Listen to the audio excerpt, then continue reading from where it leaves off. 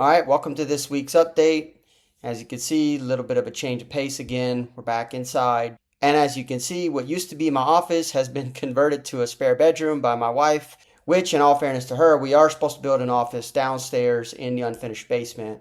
But that has been put on pause for obvious reasons.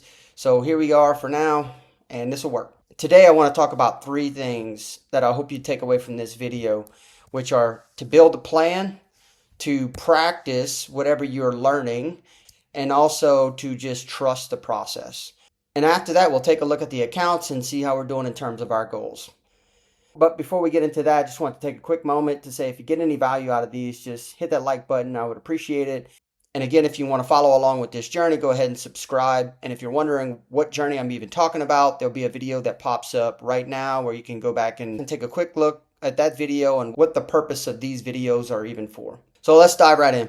So when I started this, I knew that there was money to be made in options, and I knew a little bit about it, but not a lot. And I knew that I had the capital to do that, and I also knew how much I needed per month.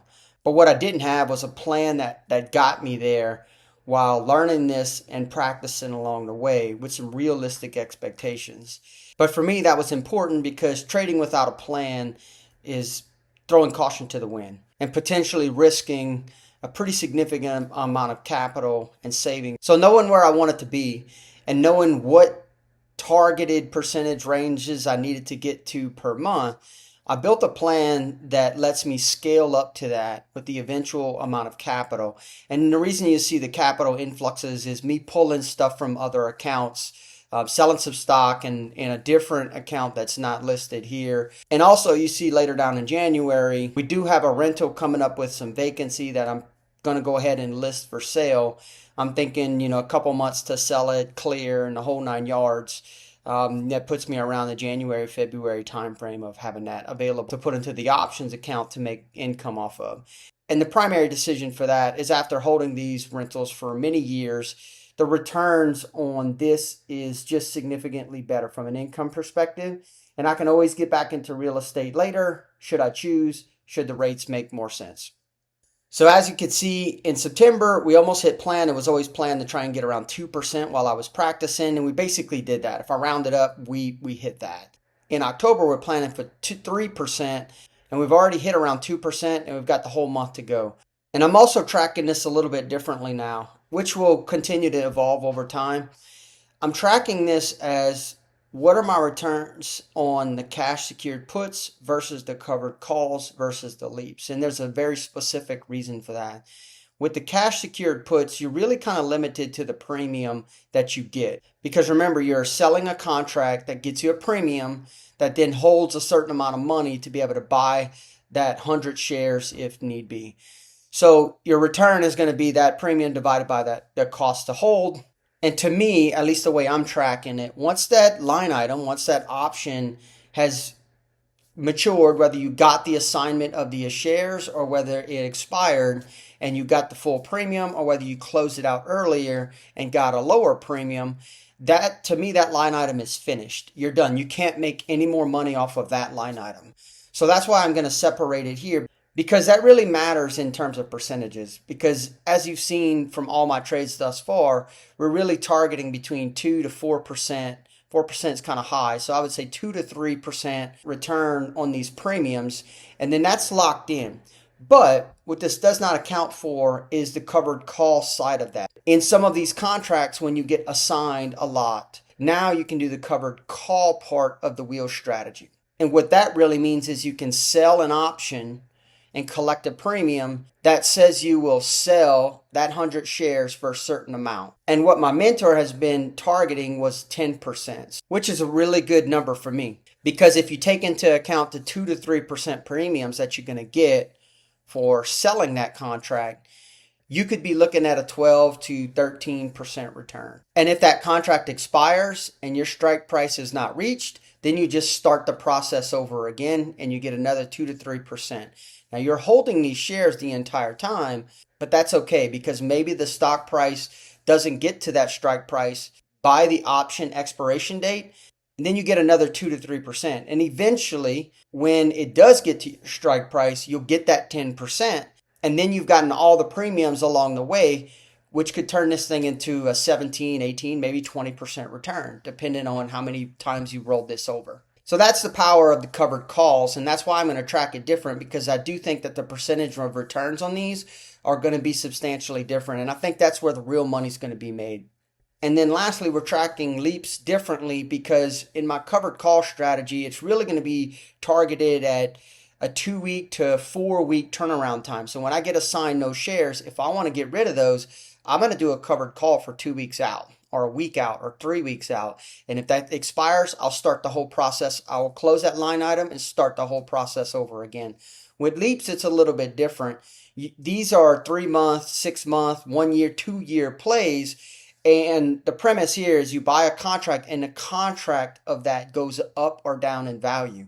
So I'm going to track those a little bit differently because you are actually paying a premium to buy that contract that you think is going to go up in value. And the logic here is, let's say you buy a contract for $1,000 and 6 months later or 3 months later or whatever it is, you sell it for $2,000. You get the $1,000 as your profit, and then you generate your percentages of return and based upon how long you held it in the whole 9 yards. So that's why I'm going to track that one differently. So that's it on the tracking, and that's my plan. And again, this will evolve over time, but this gives me a good start. And the reason that that's really important again for me is that I'm not trying to go crazy in the market and trying to chase all these premiums.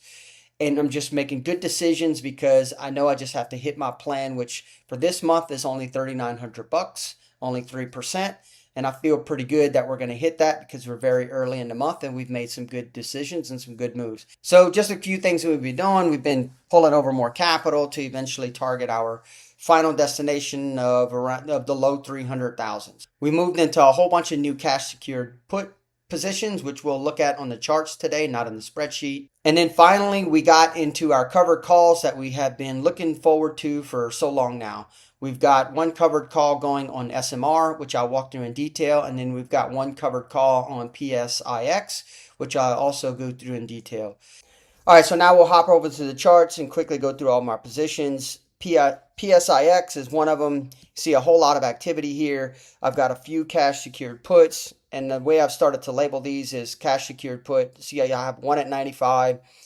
Actually, I have one at 95 and one at 90 expiring on the October 17th, and then one at 90 expiring on the 21st. You can see that based upon the performance of this stock, it was likely that I was going to get assigned, but since the stock is turning, I most likely will not get assigned these and just collect those premiums. And one of the things that we did yesterday with my mentor and I was working through this is we saw this really good bounce off of the Bollinger Band, and I didn't have any shares of this, so I wanted to do a covered call. So basically bought 100 shares of PSIX yesterday at around $87, and I set a covered call for a 10% gain. I think it's actually a 14% gain at $100. So now what I'm hoping, and let me zoom in a little bit for you, what I'm hoping is that this stock continues to go to $100 by next Friday. So if it does that, I'll get to sell these shares at $100. And again, it might go to 105, and that's okay. That's a risk I'm willing to take, because if it goes to $100 by next Friday, including my premium, it would be a 14% gain if I remember right, and that's over the course of like 7 or 8 business days, which is about a 50% monthly return. So very, very happy with this one. SoFi, again, we're doing good. I'll zoom out a little bit here. You can see that SoFi is it bounced, and it's kind of on its way back up. So I don't anticipate getting assigned these. So these still look good, and I'm just kind of sitting on those. BMNR, this is one I should have probably bought out of when it hit the top of its Bollinger Band. That's when it would have been the most amount, but I didn't, and that's okay. I'm okay letting this one ride. I still think this is very safe. And again, even if this drops all the way down to this, I would be more than happy owning BMNR at the $43 strike price. And taking a look at Rocket, this is one that I got into recently. My mentor trades on this one a lot.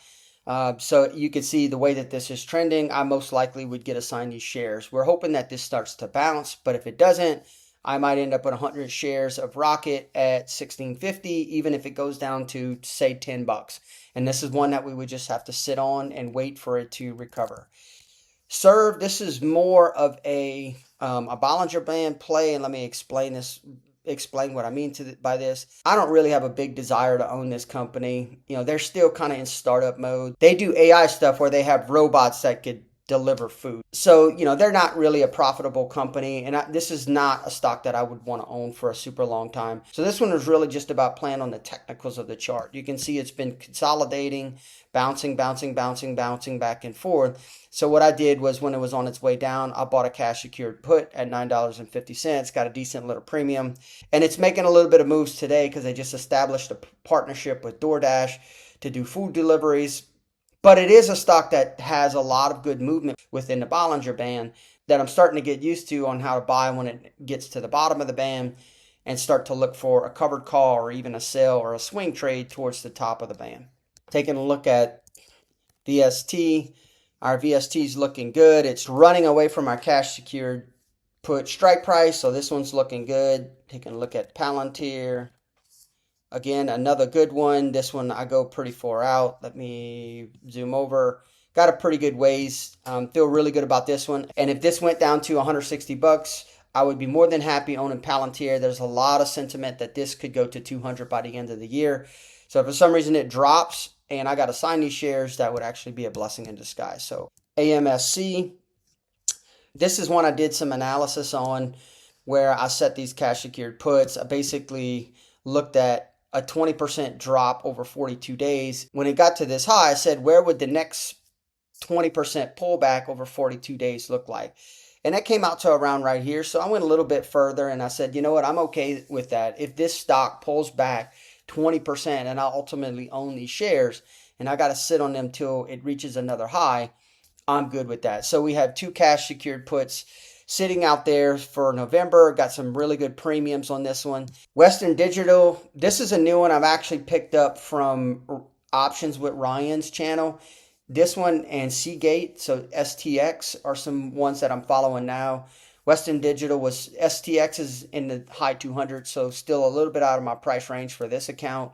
But this one is in my price range, and if you look at the 1 year chart, it's just constantly trending up. And that's what you're looking for when you're trading options, is a stock that is continuously trading up. That way, when it has a pullback, you potentially get assigned, and then you do a covered call going back towards its highs. So this is a good stock, and I feel really good about this one. I've got this cash secured put when it was on its way down, and now it kind of just seems like it's figuring out what it wants to do. These are some small indecision doji candles.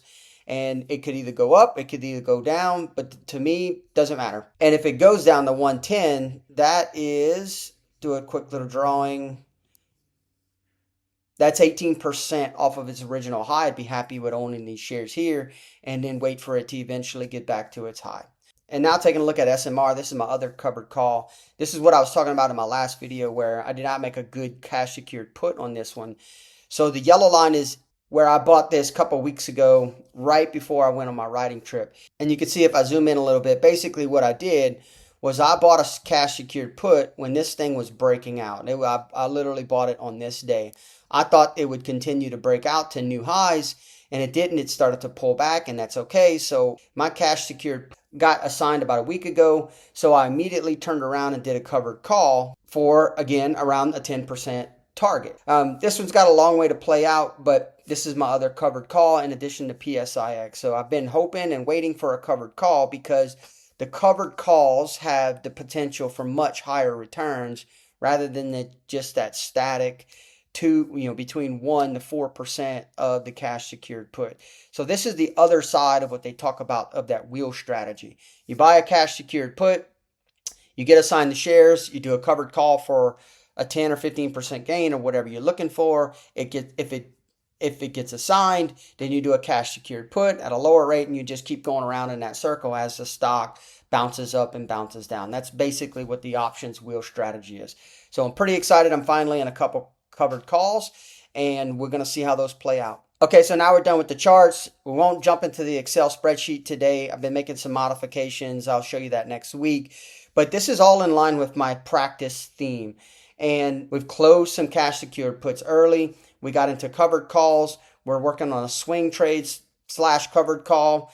So we've got a lot of stuff going on. And this is the theme of practicing. And that's why I wanted to talk about. That's another key takeaway from this video. So finally, let's jump into how the account is performing, which I'm kind of marking as my trust the process phase. All right, so here we are with the progress. Again, we started at around $112,000. We've added around $109,000 so far to that, and we've taken out around $4,000. The way I laid this out now is, had I not done any actions to try to grow this account, that's where the balance would be sitting. But the balance in this Schwab account right now is $224,285. That's roughly a $7,000 increase, and that's including the $4,000 draw. So we are performing very, very well to our goal. And our goal right now is to outrun the draws. And so far, we're doing that. I'm going to take another $4,700 draw, I believe, here in a couple of days. Even taking that draw, I'm still outrunning that by a few $1,000s. Now, again, the market is doing phenomenal right now.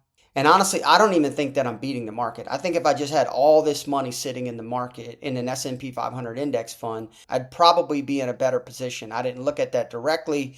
I'll take a look at that later, but that's not the reality. The reality is that I had a lot of money sitting in other cash holdings or in different accounts, and we're consolidating. And the goal right now isn't to try to beat the market. That's the eventual goal in the options account. But so far, we're doing very well, and I'm very happy with this. And just to kind of close it out, we're finished with our emergency fund adjustments. We've hit our target of $25,000. We kept about $5,000 just in that money market fund just to buy some dips whenever they happen. But that action is done, and we're sitting at around 30 grand in emergency fund money, and that will not go into the options account. That will stay that a balance.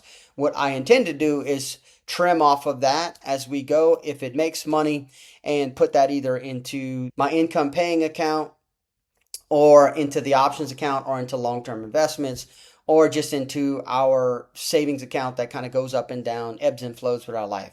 And then on the long-term investments, we sold out all of our individual shares because I don't want to own any direct stocks in my long-term investments account. That's where I want to own index funds and ETFs, and we'll get into that in another video at some point in the future. But I sold all those off and I moved that money. I bought some additional ETF holdings and bought some more mutual fund holdings in that account, and then some of the money I moved into the options account. So that's it. We had a great week. I appreciate you guys following along. I hope you got some value out of this. And if you are interested, you can go check out this other video that's going to flash here right now, just on what my fundamental pillars of investing are. And I will talk to you in the next one.